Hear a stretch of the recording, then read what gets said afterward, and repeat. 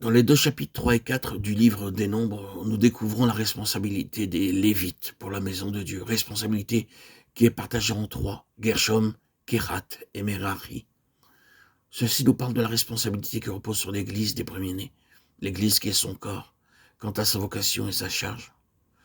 Si nous pouvions clairement voir et vraiment saisir ce que ces choses signifient, nous aurions une compréhension et une connaissance très complète, approfondie et précieuse sur la raison pour laquelle le Seigneur a voulu qu'il y ait l'Église et le but de son existence, non seulement sur la terre, mais dans cet univers.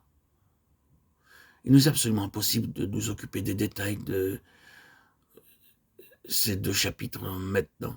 Il nous est juste possible d'en parler pour le moment d'une manière globale et générale, en mentionnant les principaux points présentés dans ce triple passage de partage de responsabilité.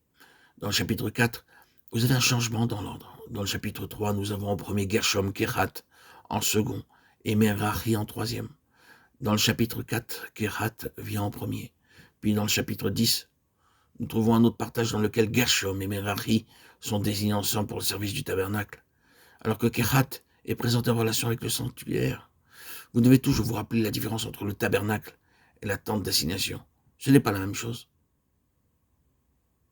Ces différences d'ordre relevées entre les chapitres 3 et 4 et les chapitres 3, 4 et 10 ne sont pas simplement des questions de procédés.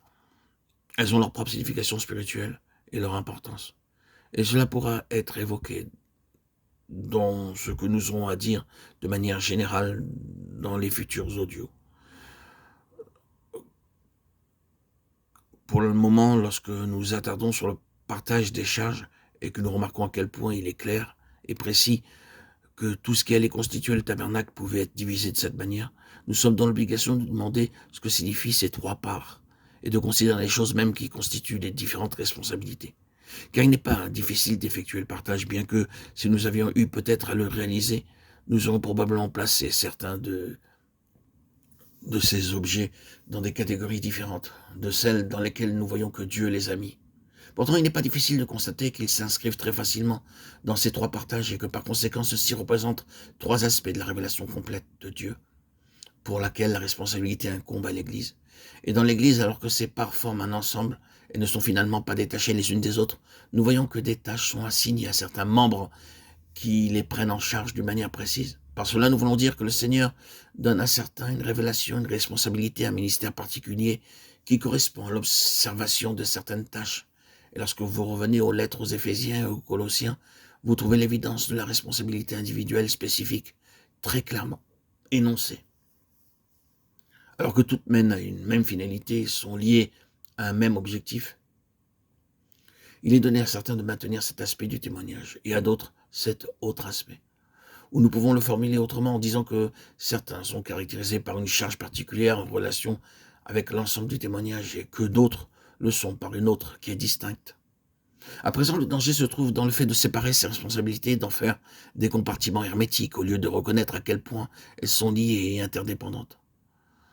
Nous en dirons peut-être davantage dans d'autres audios, mais nous mentionnons uniquement d'une manière générale ce que nous avons ici, sans chercher à entrer dans les détails et en agissant de la sorte, il nous est possible de nous rapprocher des différentes parties. Demandons-nous quel est l'objectif en vue.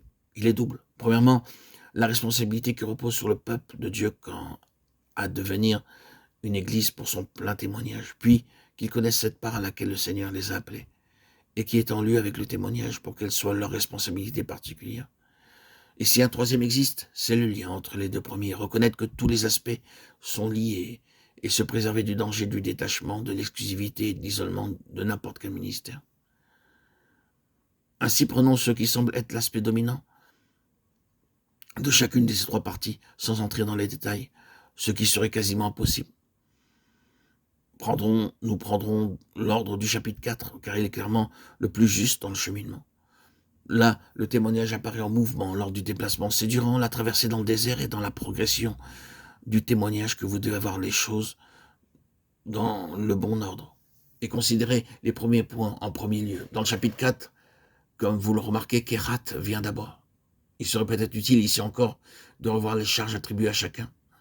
Dans le chapitre 3, Gershom a la responsabilité de tous les rideaux et de toutes les toiles de la tente d'assignation. Kehat, celle de l'arche, la table, le chandelier, les autels, les vases et le voile. Et Merari, celle des planches du tabernacle, les barres, les colonnes, les bases et les ustensiles.